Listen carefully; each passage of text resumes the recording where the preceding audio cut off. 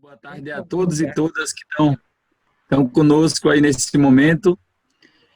Sou Léo Márcio, sou da Coordenação Nacional e Estadual da Bahia, do MPA, e vou estar hoje na tarefa com o Josi aí de contribuir na coordenação desse nosso seminário. E para iniciar, queria agradecer em nome do movimento, né, toda essa companheirada que está aí se chegando. Já estamos em 90 pessoas que já se conectaram, mas temos inscrito oficialmente, porque aí tem sempre aquele que não escreveu em tempo e pede o link, a gente insere, porque é parceiro, enfim. Já passa de 130 pessoas, né?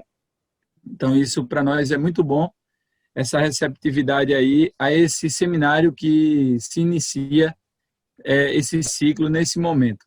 E nós temos aqui, gostaríamos de registrar rapidamente, a presença, para além da militância do MPA, dos vários estados do país que estão aqui conosco, né, dando essa força, construindo, na verdade, o nosso seminário. Nós temos alguns companheiros e companheiras também de partidos políticos, tem um companheiro do PSOL, companheira, do CDT, do CITRAF, do Geografar, que é ligado à UFBA aqui na Bahia, da PJR, Unipampa, Rio Grande do Sul, Igreja Luterana, companheiros da UNB, alguns companheiros também que são conectados aí à Embrapa, Caritas Regional Nordeste 3, o Levante Popular da Juventude, ao JS, a CPT, também temos companheiros aqui conectados conosco, o Instituto Cultural Padre Josimo, também os companheiros aí, companheiras do MAB, que o companheiro Evanilson já está aqui na primeira tela, estou vendo ele dali, lá do Ceará, bem-vindos.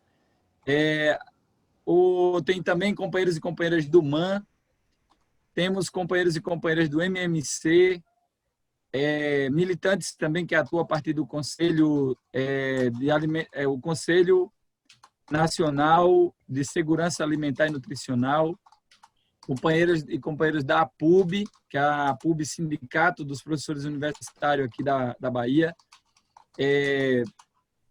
a EDAS, Instituto Federal da Bahia, da própria UFBA, como já citei, CEPER, Sindipetro, que é os companheiros e companheiras aí metalúrgicos, estou vendo aqui o companheiro Oxotero na tela ali, não tenho aqui a relação dos demais, mas enfim, também presente. A Ciranda Internacional de Comunicação Compartilhada, então bem-vindos aí. A AVRP, a Brigada de Comunicação do próprio movimento e os companheiros e companheiras também da Consulta Popular. Então, temos uma rede aqui de parceiros e parceiras que estão conectados conosco nesse primeiro seminário. Então, reafirmar aí as boas-vindas e que a gente possa aproveitar bem do debate e da exposição com a nossa companheira Virgínia Fontes. E demais, lembrar também das companheiras da SESI que estão presentes conosco, e a gente, na relação aqui, passou despercebido. Mas bem-vindas, companheiras, e aproveite aí o debate conosco nesse espaço. Então, Josi, contigo. Obrigada, Léo, por essa apresentação dos nossos parceiros e parceiras, né? Lembrando aí que da nossa militância do MPA tem os estados de Bahia, Piauí, Espírito Santo, Rio Grande do Sul, Alagoas, Paraná, Pará, Rondônia, que mais? Pernambuco. Vão me lembrando se eu esqueci de algum, companheirada. Tem bastante companheiros e companheiras e a gente fica muito contente de podermos estar aqui, né, fazendo esse debate tão pertinente nesses tempos difíceis que vivemos, né, e que é certo que os movimentos sociais, as igrejas, né, os partidos, aqueles e aquelas que acreditam e constroem o projeto popular para o Brasil, né, e que essa transformação ela só vem pelas mãos do povo, né, porque ela é para o povo. E com isso, né, com essa apresentação, acho que eu não me apresentei, eu sou Josi, sou da direção nacional do MPA também, sou do estado do Piauí, e estamos aí na tarefa, né, pelo coletivo de formação de estar organizando os seminários, e assim também como o ciclo de formação camponesa de Henrique Casares, que a gente se encontra todos os sábados, né? E hoje aqui o nosso seminário de debate da estratégia da realidade brasileira. E vamos socializar com vocês como que está a nossa metodologia dos seminários, né? Já receberam alguns e-mails, mensagens, mas para a gente ir rememorizando, né? E ficar gravado na nossa cabeça e a gente já ir pensando, né? Também como contribuir, que é o que a gente pensou, né? Do conjunto de ações que a nossa organização vem propondo, né? Como linha política para o período, está o fortalecimento do processo de formação política e ideológica da nossa militância. E nesse quadro, a nossa Convenção Nacional deliberou que devemos dar continuidade ao debate estratégico, né? Através da realização de seminários de debate estratégico da realidade brasileira. E a gente já fez, né, nesse período de isolamento físico, né, a gente temos todo esse cuidado, né, orientando a nossa militância, porém o isolamento social, ele nos bloqueia, né, e nós estamos nos comunicando todos os dias, todas as horas aí por vários meios virtuais, né. Então, nesses últimos meses, a gente já realizou 2 seminários, um com o tema, né, sobre análise de conjuntura e um outro sobre o tema do fascismo, né? No caso, esse seria um terceiro. Porém, significa um primeiro de forma mais organizada, né, na nossa formação política, vamos dizer assim. Então, esse seria nessa continuidade. Serão 7 seminários nesse formato, como nós estamos aqui hoje, né, de forma virtual, sendo para toda a nossa militância, sendo para todos os nossos parceiros também, para juntos, né, e juntos a gente pensar que estratégia de fato devemos seguir, né, na construção do projeto popular para o Brasil, na construção do poder popular. Então, nós pensamos, enquanto MPA, de trabalharmos 7 seminários, sendo com grandes temas, né? Esse primeiro, que o tema é crise das democracias liberais e poder do Estado. O segundo, sobre o mundo do trabalho. Um terceiro, sobre ideologia e ascensão conservadora. Um quarto, sobre ecologia e luta de classe. Um quinto, sobre campesinato, soberania alimentar e abastecimento popular. Um sexto, sobre economia e um sétimo, sobre geopolítica. Esses serão, né, os grandes temas que nós iremos trabalhar durante esses 7 seminários, né, que acontecerão a cada 15 dias, né, sempre nas terças-feiras, iniciando aí às 14 horas, né, e eventualmente podemos alterar a data ou horário conforme a agenda das assessorias, né, dos formadores e formadoras. Então, será coordenado esse seminário por um grupo, né, da nossa direção, alguns dirigentes que estão aí acompanhando, né, mais esse espaço dessa formação teórica, metodológica, né, se somando também com outras ações que a gente vem desenvolvendo no âmbito da formação virtual. Então, companheiros e companheiras, sem mais delongas, né? É importante a gente fazer essa apresentação da nossa metodologia, saber como que vai se dar os nossos seminários, né? Estamos abertos para contribuições, né? Daí podem mandar tanto no e-mail, como no grupo de Zap, né? Como também aqui no chat, que a gente vai estar acolhendo, né? Propostas novas que vierem, enfim. Então, estamos aí para ir construindo juntos e juntas, né? E Luiz. passando essa parte da metodologia, né? Vamos coordenar o seminário eu e Léo. A metodologia que vamos usar aqui no seminário sobre a questão das inscrições, né? A gente vai daqui a pouco ir passando para vocês, vamos escrever no chat e também socializar como que será. Lembrando também uma parte muito importante, né? Esse seminário, ele é de responsabilidade à realização do Movimento dos Pequenos Agricultores, o MPA, e com parceria também da Fundação Rosa Luxemburgo e a Associação Nacional da Agricultura Camponesa, a ANAC, né? Que é a nossa associação dos camponeses e camponesas do Brasil. E estamos muito contentes e felizes por estar recebendo todos e todas vocês, por estarem nos acolhendo também em suas casas, né?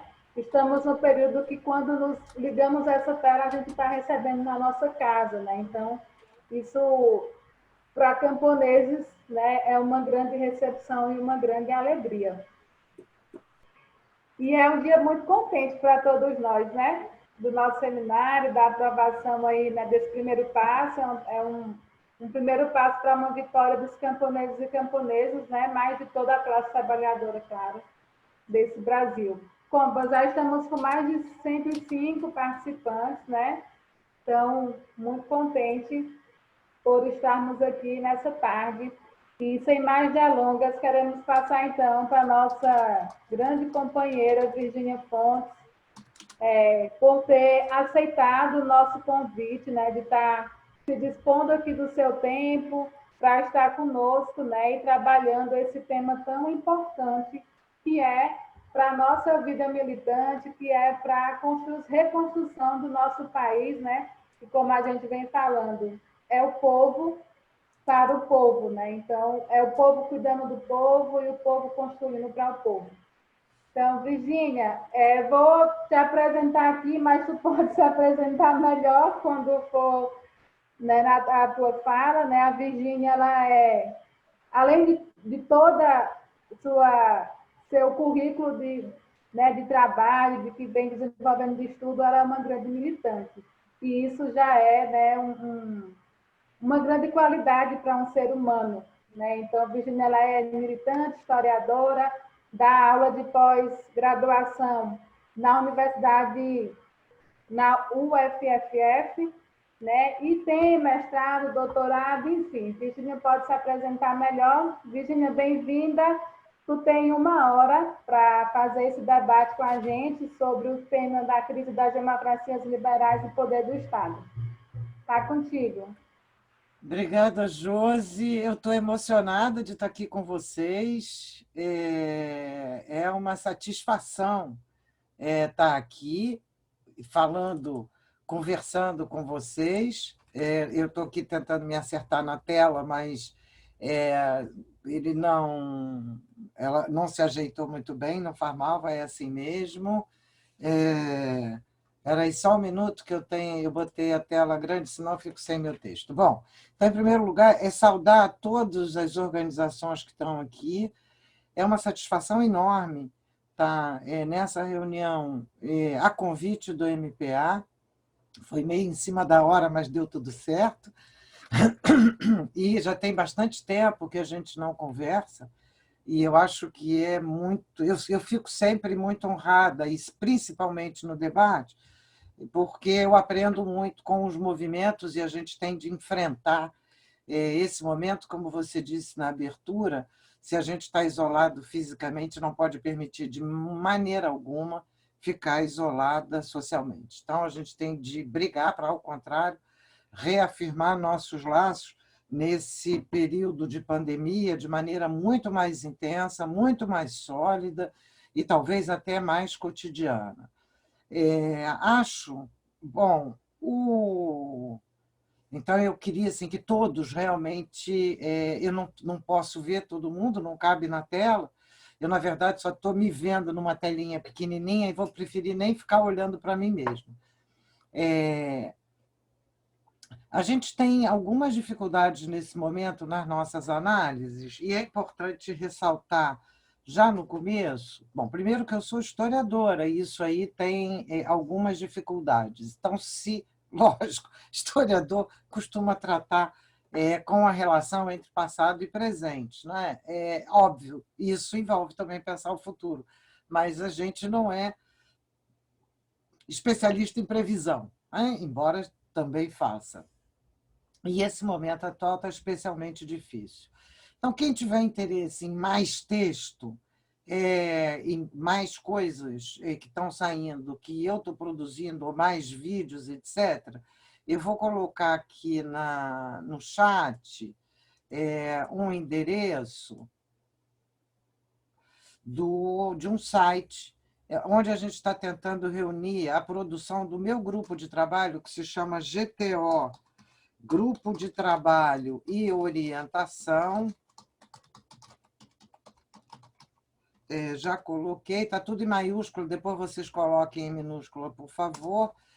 Ali vocês encontram boa parte desses vídeos que a gente está fazendo agora durante a pandemia e os textos que estão sendo publicados. Além disso, esse é um grupo de pesquisa que normalmente trabalha mais voltado para as pesquisas da universidade, mas desde o início da pandemia nós reconvertemos o nosso grupo de pesquisa em grupo de intervenção na conjuntura atual, até porque a gente acha que esse é o nosso dever. Nós somos pessoas que tiveram acesso à formação superior e estão fazendo mestrado ou doutorado, então já tem, portanto, meios teóricos e metodologias de pesquisa, e fizemos um trabalho bem interessante, que foi ficar acompanhando os movimentos das classes dominantes brasileiras nesse período de pandemia, e a maioria dos textos que a gente publicou vocês podem encontrar no site. Eu vou escrever aqui também, no site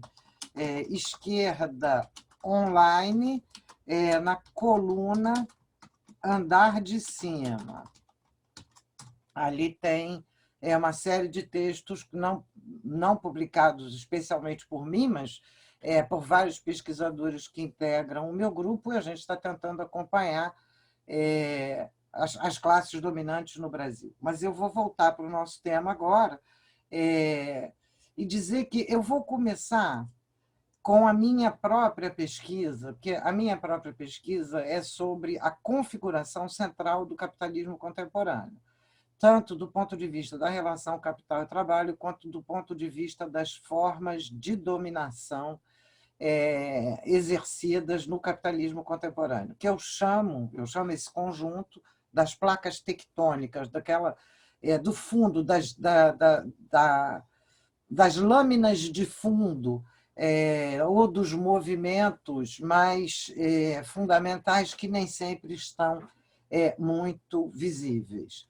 Então, para começar a pensar essas placas tectônicas, é bom a gente lembrar que nós não estamos enfrentando, a meu juízo, ainda uma crise do capital, mas, mais uma vez, uma crise capitalista.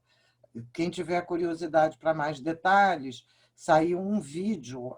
Agora eu tenho uma coluna também na Boitempo, na TV Boitempo, que tem um vídeo lá exatamente sobre crise capitalista ou crise do capital. Por que crise capitalista? Porque a crise do capital é quando o capital não tem mais condições de reproduzir a sua acumulação expandida, e, em geral, isso acontece, seja em picos agudos de crise econômica ou quando as massas populares se colocam em movimento. E, tendencialmente, uma verdadeira crise do capital depende que as massas populares se coloquem em movimento, brecando as possibilidades de recomposição capitalista. Então, por enquanto, eu prefiro dizer que nós vivemos mais uma crise capitalista e que, em plena crise, as burguesias procuram se beneficiar dela, lançando os custos da crise que promoveram sobre as costas das classes trabalhadoras. Essa crise que a gente está vivendo agora, que é uma crise econômica e uma crise sanitária acopladas, a gente pode dizer, inclusive, uma crise ecológica, uma crise social, etc., nós vamos começar pela econômica, ela já estava anunciada há pelo menos 2 anos. Há pelo menos 2 anos, praticamente todos os especialistas burgueses já anunciavam a proximidade de uma crise, só não se sabia qual seria o detonador. E a razão pela qual essa crise viria é porque, nas últimas crises, ao invés de haver uma queima de capitais, houve, ao contrário, uma doação de recursos públicos para os grandes capitais. As crises capitalistas normalmente decorrem de excesso e não de escassez, e é de excesso de acumulação de capital concentrado cada vez mais concentrado e centralizado num número pequeno de grandes proprietários. E é essa centralização e concentração que promove as crises. Essa massa de capitais não consegue se valorizar na proporção que exige. E, quando não consegue se valorizar nessa proporção, gera crises. E, quando gera crises, nas últimas crises que tem gerado, as formas de sair dessa crise vêm sendo dramáticas, porque os estados capitalistas vêm garantindo recursos públicos crescentes para o capital, aumentando ainda a massa de capitais que precisa se valorizar, e para permitir a esses capitais essa valorização, extorque brutalmente direitos das classes trabalhadoras. E quando eu falo classes trabalhadoras, a gente tem de lembrar que classes trabalhadoras são trabalhadores urbanos e rurais, cujas proporções são muito variadas segundo os países.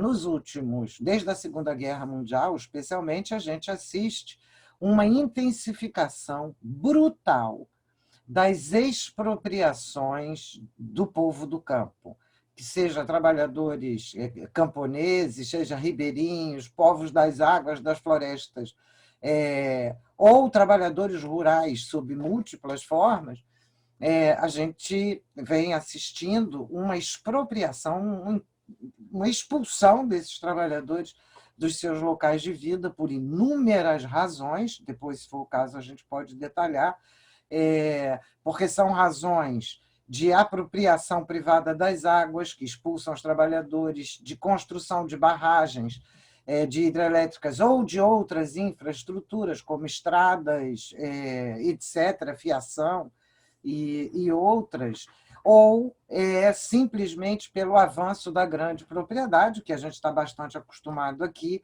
através da grilagem e dos jagunços. Então, a gente tem um processo de expropriação intenso no mundo inteiro. No caso brasileiro, os últimos 70 anos foram dramáticos, e isso significa um aumento de trabalhadores que precisam vender força de trabalho e não têm condições de garantir nem mesmo uma parcela da sua subsistência a partir da produção direta de meios de vida. E a conversão, a contraface dessa expropriação é a conversão desses meios de vida em formas de explorar o trabalhador, ou seja, em capital. Por exemplo, a gente vê isso no capitalismo verde, mas também depois a gente pode voltar a isso. Então, para entender, para a gente pensar essas lâminas de fundo do capitalismo contemporâneo, a gente tem de entender que nós já estávamos numa situação de hipercentralização e concentração de capitais e de uma extensão inaudita, de uma extensão sem precedentes do volume de trabalhadores no mundo precisando vender força de trabalho, com ou sem emprego, com ou sem acesso à garantia de sobrevivência, segundo os diferentes países. Esse crescimento constante das expropriações do povo do campo favoreceu a implementação de uma concorrência entre os trabalhadores de novo tipo, porque normalmente os trabalhadores concorrem no mesmo espaço territorial ou social. Porque, por exemplo, um trabalhador brasileiro não concorre com um trabalhador chinês ou com um trabalhador estadunidense. Eles estão em mercados de trabalho diferentes. Acontece que o avanço da centralização e da concentração veio com novos mecanismos de velocidade de circulação dos capitais entre os países. Então, portanto, na atualidade, é o próprio capital que inventa a competição entre os trabalhadores e que, portanto, se desloca de um país a outro, colocando como exigência cada vez mão de obra, que é assim que eles falam, mão de obra mais barata, menos direitos, redução do custo do país, menos burocracia, o que significa, traduzindo, menos controles democráticos sobre o grande capital. Então, a gente assistiu, principalmente nas últimas 4 décadas, um acirramento do que eu chamo expropriações secundárias. Isso é, os trabalhadores que já estavam vivendo em cidades grandes ou pequenas, mas dependendo da venda da força de trabalho, começaram a perder os direitos que vinham associados à venda da força de trabalho, chegando ao ponto de hoje a gente ter quase metade da população dos trabalhadores no Brasil sem contrato de trabalho e, portanto, sem direitos associados ao processo de trabalho, e novas formas de subordinação desses trabalhadores ao capital, que são as formas precarizadas. Isso é um pouco a lâmina de fundo, o papel de fundo que a gente tem politicamente. Isso significa uma alteração das formas de organização da vida social. Essas massas crescentes de trabalhadores sem direitos, ou com metade dos direitos, ou com um pouquinho de direitos, se contrapõem aos trabalhadores com direitos, ou 100% de direitos, ou com alguns direitos, etc. E isso segmentou bastante a classe trabalhadora sindicalizada, organizada. Trouxe muito mais dificuldade para a organização da classe trabalhadora.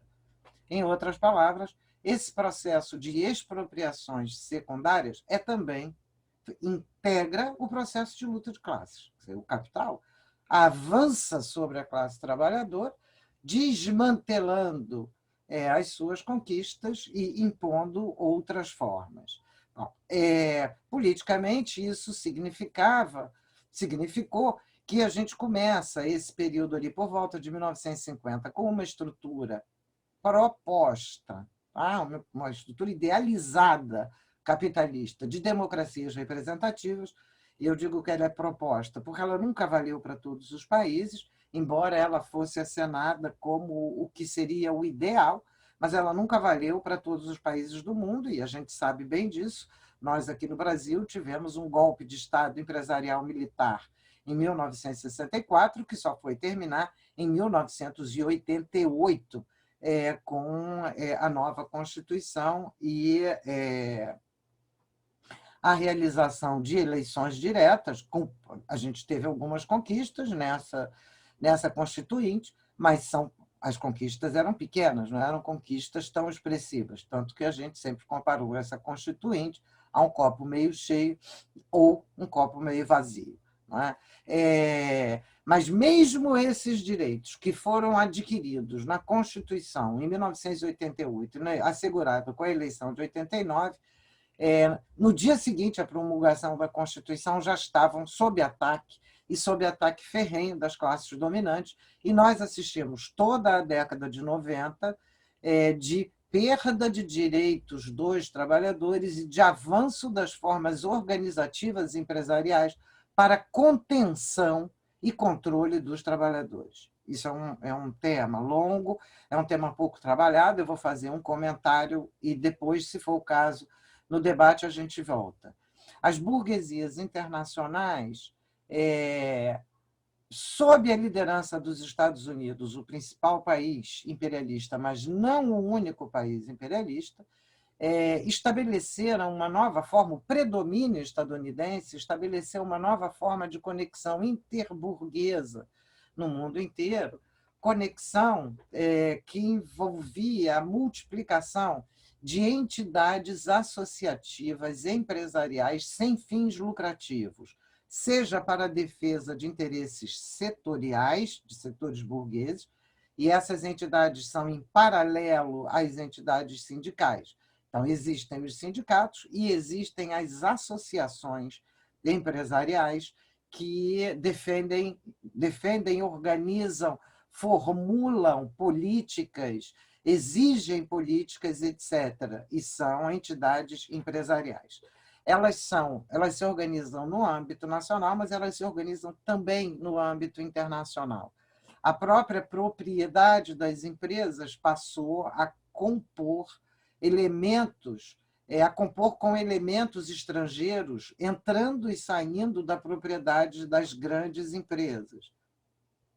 É bem importante que a gente saiba isso também, não sei se vamos ter tempo de trabalhar com isso com calma, mas é sempre importante saber que quanto mais avança a centralização e a concentração de capitais, mais alguns capitalistas são proprietários de mais coisas diferentes, que vai de banco a comércio, a indústria, a serviço, e, para isso, eles vão constituindo empresas que se chamam empresas holding, que são empresas que a empresa mesmo não faz nada, elas são empresas de controle proprietário, elas são empresas de propriedade. Tá? Aquela empresa controla ou participa da propriedade de outras empresas. E esta empresa holding, ela pode também ter fundos, ser proprietária de fundos ou admitir fundos financeiros na sua propriedade. Então, nós temos aí um salto no imperialismo daquilo que o Lenin chamou, na época dele, de união íntima entre o capital industrial e o capital bancário, que foi assim que o Lenin remeteu a principal característica do capital financeiro, que era essa união íntima. Hoje, eu usei uma fórmula que é um pouco engraçada, mas eu acho que dá conta do que a gente está vivendo, que é uma fusão pornográfica das diversas frações diferentes do capital agregadas em formas de extrema centralização e concentração da propriedade, tornada quase abstrata, é propriedade da propriedade. E essa é uma característica importante dos tempos atuais. E eu prefiro que a gente pense assim, do que falar só financiarizado, porque capital, é sempre importante lembrar, capital é uma relação social. Ninguém nunca viu o capital andando de um lado para o outro. Capital é uma relação social, e é uma relação social que consiste, de um lado, em centralização e concentração das riquezas naturais e produzidas nas mãos de alguns, e esta concentração gera expropriação das demais parcelas da população dos bens em geral e conversão desses bens em capital para extrair mais valor. É pela extração do mais valor que o capital se acumula, se amplia e se expande. Ele não se expande só pela venda de papéis. A venda de papéis é altamente especulativa. Quanto mais se concentra capital na forma de papéis, mais desgraça esse mesmo capital impõe para a maioria da população para conseguir extrair massas crescentes de mais valor, sob quaisquer formas, para conseguir nutrir essa escadinha de capitalistas até chegar no topo da propriedade. Bom, vamos fechar essa configuração de fundo. Então, essas entidades empresariais sem fins lucrativos atravessam os espaços nacionais, se organizam internacionalmente, sempre sob a égide dos países preponderantes, seja Estados Unidos, seja outros países, eventualmente Alemanha ou França ou Japão. O Japão até tem um peso menor, mas, em geral, o país, a base dessa organização política é anglo-saxônica. É uma organização quase que paralela ao Estado. Ela aparece como paralela, mas ela integra o Estado, porque essas entidades formulam leis, formulam práticas, integram os comitês consultivos dos estados, integram a definição das políticas, etc. Principalmente a partir dos anos 1980 e 1990, outro tipo de entidade empresarial sem fins lucrativos se generaliza no mundo, já existiam antes, mas vão se generalizar agora, que são entidades voltadas para a formação de quadros políticos da burguesia, e a segunda é a interferência direta nas formas de lutas de classes, das classes trabalhadoras, que é uma espécie de tentar impedir que a emergência das lutas populares possa vir a atacar o capital. Essa estratégia do capital ela não é feita aleatoriamente, Banco Mundial, principalmente, veio formulando as diretrizes para esse tipo de trabalho. Então, vocês reparem que tem as entidades sem fins lucrativos e os organismos internacionais oficiais interestatais voltados para a defesa e expansão do capitalismo no cenário internacional. E essa, aqui no caso brasileiro, isso significa que se supõe, muitos deles vão fazer uma propaganda de que a sociedade civil é neutra, a sociedade civil não é nem mercado, nem Estado, e que a gente pode resolver tudo pela sociedade civil. Essa é a definição liberal de sociedade civil, como se houvesse algum espaço da vida social numa sociedade capitalista que não estivesse imediatamente sob o tacão do Estado e sob as imposições do mercado e do capital. Isso não existe. Não existem três esferas da vida, como alguns intelectuais tentaram fazer, que sejam distintas. Na verdade, o melhor autor para pensar essa questão se chama Antônio Gramsci, não à toa. Ele vem sendo alvo de uma perseguição sistemática pelos conservadores. Né? Gramsci morreu em 1936, logo depois de sair da cadeia fascista, e só saiu porque estava muito doente. E o Gramsci reconceitua a sociedade civil como lugar de luta de classes. Então, portanto, é o lugar das organizações e da sociabilidade, aqueles espaços onde as pessoas se encontram, onde defendem interesses específicos, como sindicatos, como associações, como jornais, como escolas, como mídia. E hoje a gente tem essa multiplicação, então ele permite entender esse processo como um processo de luta de classes a partir das organizações das classes trabalhadoras e das classes dominantes, mas essas entidades da sociedade civil não estão desvinculadas do Estado. Ao contrário, integram o Estado.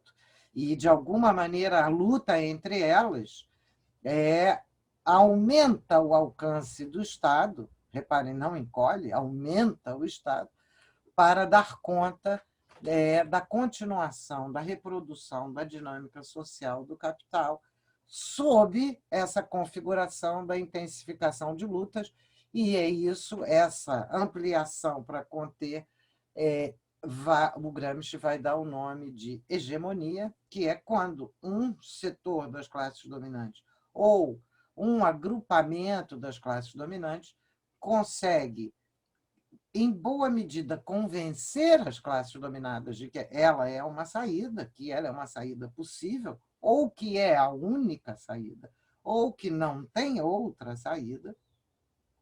Tudo isso é maneira de convencer e, portanto, liderar, protagonizar a direção do Estado, mesmo sem estar presente diretamente em todos os cargos do Estado, ocupando apenas alguns lugares estratégicos.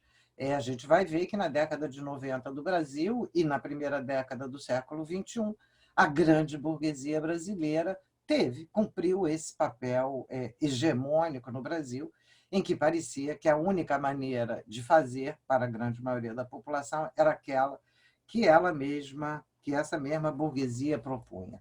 Para vocês terem uma noção da expansão desses aparelhos privados de hegemonia, em 1990 deviam existir em torno de 100 a 120 mil entidades sem fins lucrativos.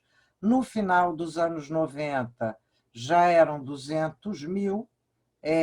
Na última pesquisa realizada pelo IPEA, o número já era de 820 mil entidades sem fins lucrativos. Nem todas, claro, não são todas empresariais. As empresariais são em número bastante menor, deve ser em torno... a gente não tem estatística para isso, mas pode ser em torno de 10%.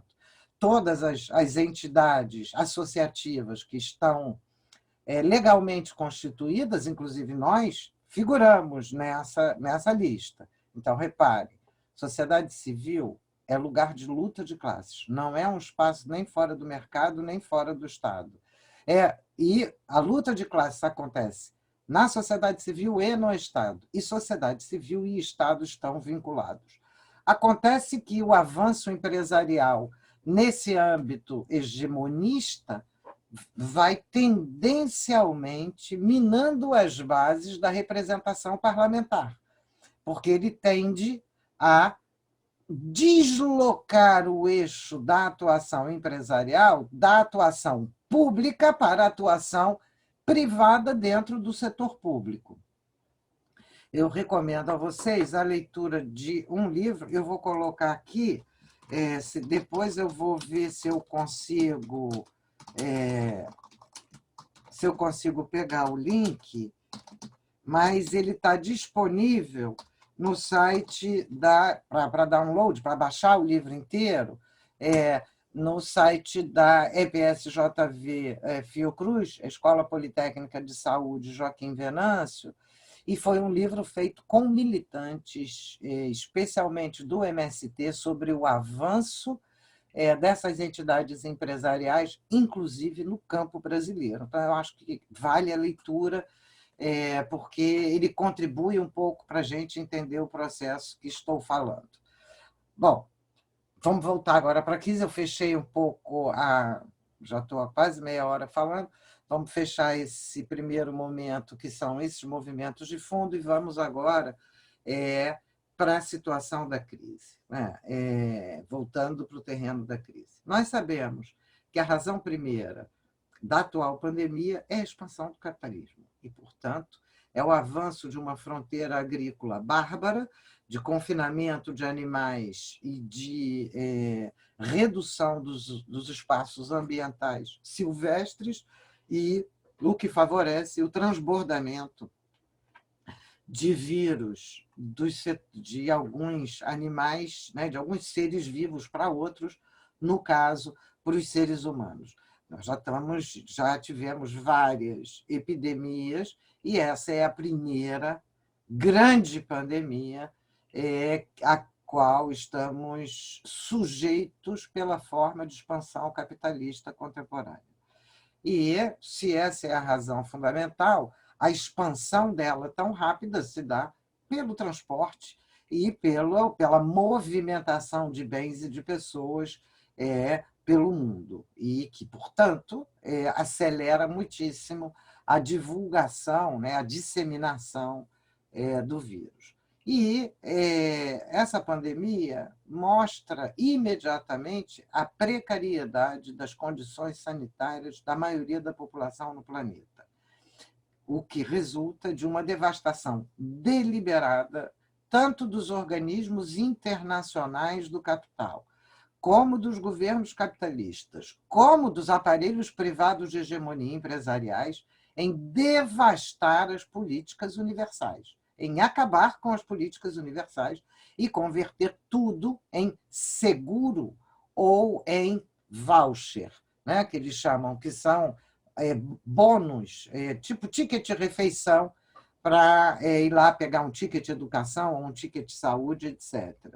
Essa precarização dos serviços públicos de saúde, praticamente no mundo inteiro, mostra o abandono dos procedimentos de prevenção e de prevenção ativa.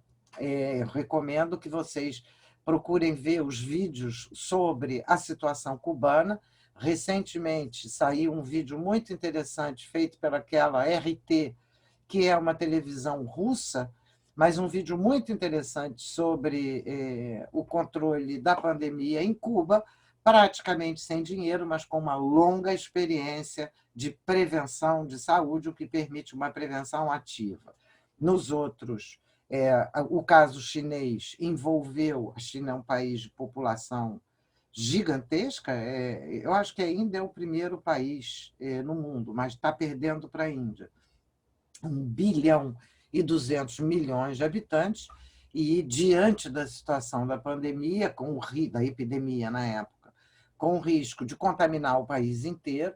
A China ousou fazer o que ninguém imaginaria na sociedade contemporânea, que foi fechar a província de Hubei, com 62 milhões de habitantes, e fechar a cidade de Wuhan, com 12 milhões de habitantes. Foi algo que ninguém imaginou, mas a China estava cuidando para impedir a propagação do vírus no ambiente, na sociedade inteira chinesa. Então, parou, é um centro industrial e comercial importantíssimo, parou ali, mas a China conseguiu impedir a disseminação do vírus pelo seu território. Os demais países capitalistas não quiseram fechar, tentaram manter a produção e viram os números e os focos de epidemia se multiplicarem muito rapidamente. Vocês conhecem a história, eu não preciso repetir, só quero lembrar que os dois países que estão experimentando a maior crise nessa pandemia são Estados Unidos e Brasil. Estados Unidos com mais de 120 mil mortos, Brasil já passou a barreira dos 80 mil mortos da pandemia. No caso brasileiro, nós sabemos que esses números são subnotificados. Isso significou que o disparador da crise, que foi uma pandemia, já veio dentro de uma situação de crise econômica, mas abriu uma crise econômica de tipo um pouco diferente, que foi pela parada de parcela do processo produtivo. E, do ponto de vista econômico/social, isso significa um desemprego massivo no mundo. Em outros termos, o comportamento pelo qual as burguesias e os estados estão lidando com a pandemia é a repetição quase que mecânica das formas anteriores de enfrentar as crises capitalistas, isso é, demitindo, expropriando direitos dos trabalhadores e mandando recursos para os grandes grupos capitalistas. Em outros termos, ainda significa dramaticamente aprofundando a crise social e aumentando as tensões no sentido dessa massa concentrada de capitais que precisa cada vez mais expropriar para conseguir valorizar, mesmo que em proporções menores, aquelas que ele pretendia. Então, vale lembrar que, num boletim da OIT, da Organização Internacional do Trabalho, publicado no dia 30 de junho, agora, há menos de um mês, eles diziam nesse boletim que no primeiro trimestre de 2020 se havia perdido o equivalente a 155 milhões de empregos a tempo integral e que se estima que para o segundo semestre de 2020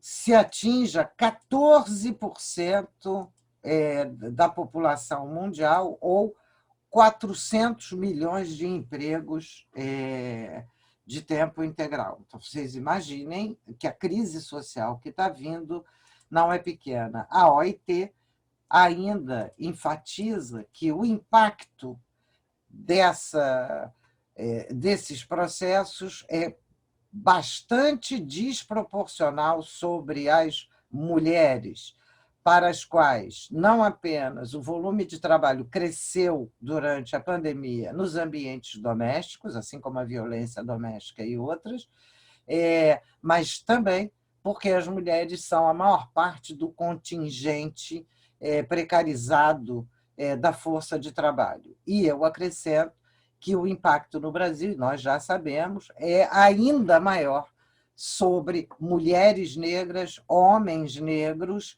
e sem falar no impacto da própria pandemia direta, que proporcionalmente é muito mais grave, sobre os bairros pobres, sobre negros, negras, indígenas e mulheres. Então, isso, a gente tem um cenário em que a precarização que resulta dessas expropriações secundárias, dessas classes trabalhadoras sem direitos, a precarização que já vinha acelerada antes, está sendo agora acelerada ainda de forma selvagem, através de experimentos com trabalho remoto, que vêm sendo especialmente perversos. E talvez o ambiente onde isso seja mais visível seja o ambiente da educação, o ambiente docente, tanto para professores quanto para alunos, mas do ponto de vista da exploração da força de trabalho, é principalmente a exploração docente. Bom, enquanto isso, as classes dominantes recebem, no caso brasileiro, receberam mais de 1 trilhão, sem contar que, no caso brasileiro, uma boa parcela das burguesias brasileiras que tem acesso direto à presidência da República, direto, e a gente viu isso várias vezes, foi lá exigir que a sua atividade fosse considerada como atividade essencial durante a pandemia e obtiveram isso do governo federal e dos governos estaduais, e isso é tanto mais chocante quanto 2 setores que são especialmente alvo de contaminação em situações de pandemia continuaram a funcionar o tempo todo, como mineração, que tinha sido fechada, e era o certo fechar, mas reabriu e está funcionando e tendo lucros, assim como os frigoríficos, que são um segundo ambiente de extrema contaminação e que continuaram funcionando ao longo de toda a pandemia e contaminando, portanto, seus trabalhadores. E isso sem falar das distribuições de lucros que foram absolutamente faraônicas nesse primeiro período. Eu recebi, no dia 18, agora, há 3 dias atrás, um informe que se chama Agroimperialismo em Tempos de Covid-19, do grupo Grain, que é bastante interessante. Eu vou colar aqui o endereço do artigo para quem tiver interesse, que aí vocês podem ir lá dar uma olhadinha nesse artigo. E em 23 de abril, já sob a pandemia, a Nestlé distribuiu 8 bilhões de dólares de dividendos entre proprietários e acionistas. E eles têm ali uma lista de outras empresas que fizeram o mesmo, como, por exemplo, a Amazon, que, aproveitando da circunstância da pandemia, passou a ser a principal entregadora de produtos a domicílio, e o patrimônio líquido do Jeff Bezos, que é o principal proprietário da Amazon, aumentou em 24 bilhões de dólares nesse período da pandemia. Então, reparem que nós estamos vivendo uma situação que é uma situação explosiva. Então, a pergunta, para já ir encaminhando para a última parte, o que era o normal? Há uma normalidade a retornar? Queremos retornar àquela normalidade? Bom, o normal que tínhamos é uma expansão do capitalismo, que eu chamei especificamente de capital imperialismo, que, com esses atributos que eu apresentei para vocês, e uma expansão do capitalismo que continua se expandindo, mas se expande penalizando fortemente as classes trabalhadoras. E as classes trabalhadoras de todos os tipos, porque tem alguns trabalhadores que ainda acham que estão a salvo, que têm contratos, que têm direitos, etc., ainda não perceberam que os direitos vêm sendo solapados nos últimos 30 anos de maneira sistemática. Bom, que política? Qual era a nossa política normal no começo da pandemia? Vamos agora para o Brasil. Brasil. Espera aí, só um minuto que eu botei o negócio aqui, mas não mandei. Não estou entendendo aqui o que está acontecendo. Eu estou tentando enviar para vocês um negócio aqui, mas ele não está me deixando. Bom, depois eu descubro. No caso brasileiro, nós temos uma história complexa no pós-2013, no qual a emergência de massas populares, sobretudo jovens, com trabalhadores sem contrato, mostrou que não havia, nem da parte do Estado, nem da parte do governo, do partido que estava no governo, nem da parte das burguesias, condições de controle direto desses trabalhadores. E essa situação de 2013 é uma situação bastante complexa. Deixa eu ver aqui. Não, é porque houve algum problema aqui. Espera aí, só um minuto. Deixa eu explicar a vocês o que está acontecendo. Eu não estou conseguindo mandar a matéria pelo chat. Então, eu não vou mandar. Depois, até aqui eu estava conseguindo mandar, eu não sei o que está acontecendo, que ele não me manda, ele não me permite chegar no local de remessa para o chat. Oi? Depois você pode me enviar e daí eu compartilho com todos, por e-mail ou no grupo do WhatsApp, tá bem? Boa, Josi, bem pensado. Então, vamos lá continuar. Então, no caso brasileiro, então, 2013 mostra um avanço popular exigindo o quê? Exigindo fundamentalmente igualdade social. Igualdade social é talvez a coisa mais perigosa para o capital. E o que é que essa juventude pedia? Ela não era tão politizada a ponto de exigir uma revolução, mas ela era suficientemente politizada para pedir saúde, transporte e educação pública padrão FIFA. Isso é para ser igual para todos. E essa não era uma questão pequena. As entidades, os aparelhos privados de hegemonia burguesa, não conseguiram segurar aquilo. Nem mesmo a Globo, num primeiro momento, conseguia segurar aquilo, apesar de chamar de vândalos, etc.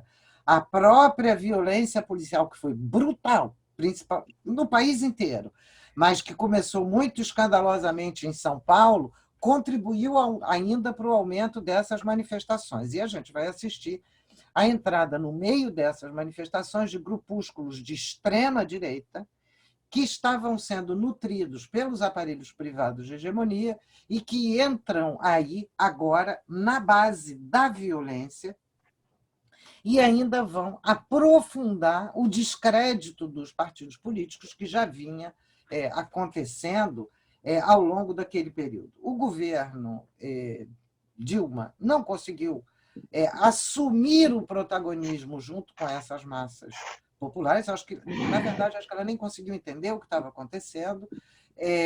Durante algum tempo, as classes dominantes também ficaram algo perdidas. Imediatamente, a Globo entra na direção desses eventos, tentando direcionar esses eventos para a questão da corrupção, para coisas que ninguém nem sabia o que era, mas, principalmente, o grosso das burguesias passa a destinar, digamos assim, um espaço maior, a abrir um espaço maior para a extrema-direita, que vai ter um espaço de protagonismo maior nesse momento, de direção maior, mesmo se ela não era o maior grupo.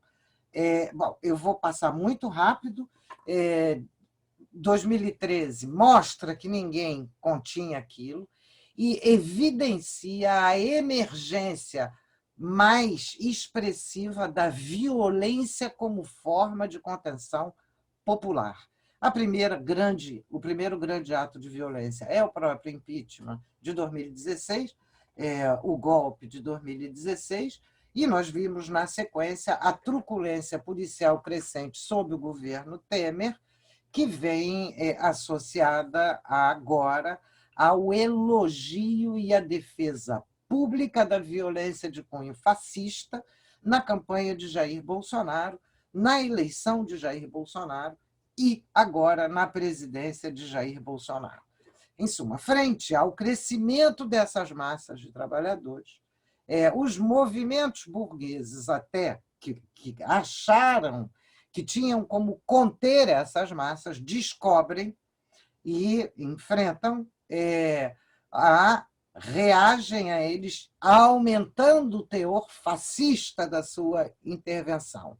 e aumentando a violência policial, institucional e, eventualmente, até das Forças Armadas. Basta a gente lembrar que isso não aconteceu só no Brasil, nós temos todo o panorama das chamadas revoluções coloridas, onde a emergência popular se defrontou com formas, por um lado, de cooptação, por outro, de intimidação e, finalmente, por extrema violência. E a gente precisa observar que esses processos são processos de lutas de classes em tempos no qual a massa trabalhadora hoje está organizada no seu cotidiano de maneira diferente do que foi há 30 ou 40 anos atrás, quando uma parcela substantiva dessa mesma massa trabalhadora estavam organizados nas empresas.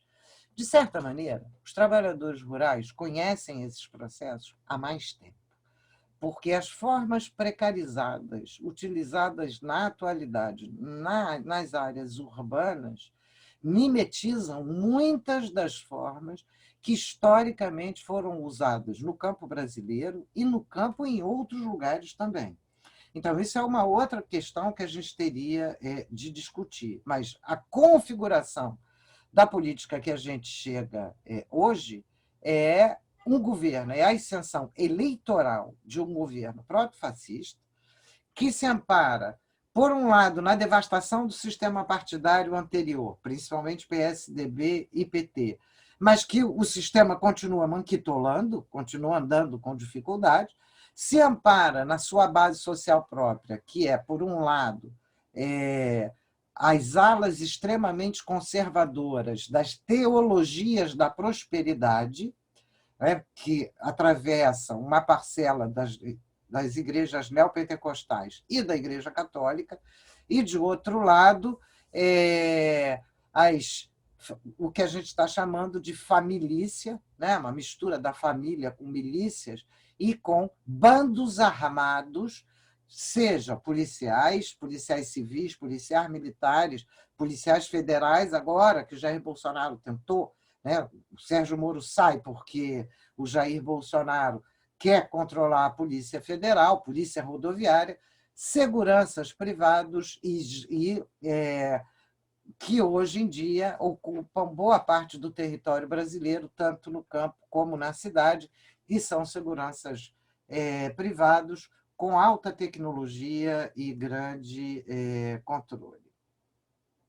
Bom, então, o próximo ponto importante, e eu vi que tem várias pessoas da comunicação aqui, é o tema da comunicação. Então, em primeiro lugar, lembrar que nem toda burguesia é fascista, mas eu falei de 2 pontos de adesão de base social do Bolsonaro. O terceiro ponto da base social do Bolsonaro é o conjunto heterogêneo das burguesias brasileiras, cujo único ponto comum é garantir a extração de mais valor e, portanto, tirar direitos das classes trabalhadoras. Esse, o chão de apoio fundamental é de Jair Bolsonaro, que só pode ser constituído quando uma parcela expressiva das massas populares perdeu a confiança, tanto no sistema representativo, como naqueles que deveriam ser os seus partidos e que, de alguma maneira, não corresponderam ou não correspondem àquilo que devem ser os objetivos, e isso é muito bem trabalhado pelo Antônio Gramsci, quando ele analisa as razões da adesão de parcela dos trabalhadores ao fascismo na Itália. Mais um ponto importante, você vê, eu estou fazendo uma análise e não estou dando, acho que a estratégia, isso é o que a gente deve debater. Muitos estão comentando que as tensões entre a Globo e Bolsonaro, o que a gente já sabe, são tensões epidérmicas. A Globo quer um Bolsonaro com a política econômica do Bolsonaro, mas um pouco melhor comportado. Ela não tem problema com o fascismo do Bolsonaro, ela tem problema com a evidência do fascismo do Bolsonaro, com a explicitação aberta demais do fascismo do Bolsonaro. Então, tem alguns analistas sugerindo que o movimento que a Globo e parcela das classes dominantes brasileiras estaria fazendo agora seria tentar reunir a direita não fascista, o centro-direita, e convencer uma parcela da esquerda a integrar uma grande frente de maneira não a retirar o Bolsonaro, mas a conter as expressões públicas do fascismo do Bolsonaro e assegurar, portanto, uma certa condução para além da condução única, singularizada do Bolsonaro. Bom, essa é uma interpretação, eu acho que não é uma interpretação falsa, que significa que essa proposta ou essa tendência da Globo e dessa direita brasileira tradicional, que nós sabemos o quanto truculenta e não civilizada, essa tentativa é uma tentativa de impedir que as lutas populares cresçam no enfrentamento ao fascismo e no enfrentamento agora ao fascismo/capitalismo. Mais um ponto sobre a comunicação é que nós não temos comunicação pública. O que nós temos no Brasil são redes monopolistas de televisão e o avanço de um tipo de comunicação por internet que é extremamente perversa, porque é uma comunicação unilateral, ela só vai, ela não abre espaços de debate e que se generaliza no país, principalmente através do WhatsApp, em que as pessoas estão em grupos de pessoas conhecidas, recebem informes que podem ser qualquer coisa, e aqueles informes são integrados, porque elas estão num ambiente que elas acham que é um ambiente de confiança e são integrados como se fosse verdade. Do que decorre que sequer sabemos o que circula para cada setor da população atingido nesses grupos de Zap. Nós sabemos hoje que o WhatsApp é o principal meio de comunicação das famílias populares, porque o pacote de dados permite telefonar através do WhatsApp, e eu acho que nós precisamos estudar isso muito a fundo para enfrentar isso nos nossos cursos de formação, ou para constituir outros grupos de Zap, mas, para além disso, assegurar que a formação vá além das nossas trincheiras tradicionais. Com relação à educação, à cultura e à educação, está em curso, em plena pandemia, o aprofundamento da privatização da educação pública no Brasil, tanto universitária quanto do ensino básico, através exatamente dos pacotes de educação remota que estão sendo empurrados goela abaixo das populações. E agora, então, para concluir, não basta resistir ao fascismo, a meu juízo, é preciso enfrentar o fascismo. A situação é tão dramática, que está sendo aprofundada agora durante a pandemia, que seguramente tanto o aumento da exploração quanto das opressões de trabalhadores urbanos e rurais vai gerar uma sequência de lutas que todas elas são especialmente importantes. A começar por questão ambiental, que não se limita à situação do campo. É muito importante que as cidades saibam que a questão ambiental é a água que chega na torneira, é a comida que está comendo. A questão do racismo é a segunda luta. Esta vem com vontade, porque vão ser homens e mulheres negros e negras que vão sofrer um maior impacto dessa crise econômico-política social que já está em curso. As questões de gênero e, portanto, de um feminismo radical devem voltar à cena, porque, como a gente falou antes, as mulheres estão sendo triplamente exploradas nesse processo. E mais, juntando esse conjunto de lutas, a massa de trabalhadores com ou sem contratos, que vai precisar se defrontar com os seus empregadores, que muitas vezes são invisíveis, principalmente nos trabalhos por plataforma. Em outras palavras, a luta de classes hoje é composta por todas essas lutas. Nenhuma dessas lutas, ambiente, antirracismo, questão de gênero e questão de trabalho, tem solução sob o capitalismo. Somente enfrentando o capitalismo, cada uma dessas lutas pode avançar para patamares superiores. O que as burguesias e os estados pretendem fazer é aumentar a repressão, aumentar a cooptação, sugerindo uma meritocracia em que se pinça uma meia dúzia de casos de mulheres ou de negros ou de negras que são apresentados como modelo, ou de experiências ambientais apresentados como modelo, e, enquanto isso, a boiada continua passando. Acho que as lutas vão crescer, nós precisamos estar prontos não só para dirigir essa luta, mas para, sobretudo, estar com elas, estar junto, sentir e sondar, e para enfrentar a violência, que é o que tudo indica, tende a crescer. É isso, gente. Falei quase 1 hora, não era a minha intenção. Peço desculpa pela duração e vamos para o debate. Com isso, a gente quer agradecer a companheira Virgínia, né, e depois passar para fazer suas considerações finais, com um poema, né, que se chama Quem Tem Coragem. Quem tem coragem de virar a página para escrever tudo de novo? Quem tem coragem para soltar a voz na língua do povo? Quem tem coragem de negar Deus diante do espelho? Quem tem coragem de pelo menos uma vez pintar o mundo de vermelho? Quem tem coragem de assumir com firmeza os seus próprios atos? Quem tem coragem de abrir mão para ser anonimato? Quem tem coragem de dizer não perante o que há de vir? Quem tem coragem de, se preciso for, ser o primeiro a cair? Somos um, seremos mais, lado a lado em frente. O mais um nunca é demais. É poesia, é gente. É um poema de Pedro Munhoz que retrata muito o que estamos vivendo nesses dias, né?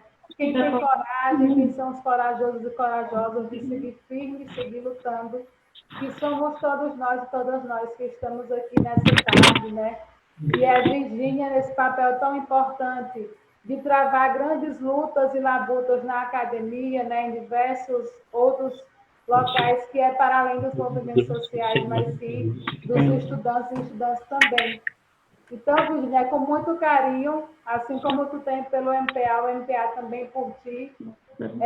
A gente agradece muito pela tua disposição, pelo teu tempo e por tanto ensinamento que tu passaste para nós nessa tarde de hoje e que seguimos aí conversando, elaborando, escrevendo, lendo e refletindo sobre qual é o nosso papel nessa luta de classe que tanto falamos, nessa construção da Revolução Brasileira. Muito obrigada. Josi, eu que agradeço a vocês. É uma satisfação estar com vocês, é uma felicidade estar com vocês. A gente está na luta sempre que quiserem. Estamos aí. A gente vai continuar enfrentando porque não tem outro jeito. A gente só vai ser plenamente humano, a gente só vai aprender a ser o que é plenamente humano se a gente enfrentar todos os dias, dia e noite, até nos sonhos, enfrentar o capital. Então, muito obrigado a vocês. É uma satisfação enorme estar aqui com vocês. Me colocar à disposição. A gente sempre tem um horário para abrir para a luta e desejar a vocês que estejam bem de saúde, que resistam, mas não só resistam, que enfrentem, porque a situação está difícil. E a gente tem que conseguir construir mesmo o que a gente já vinha construindo, mas tem que ser mais bem feito ainda.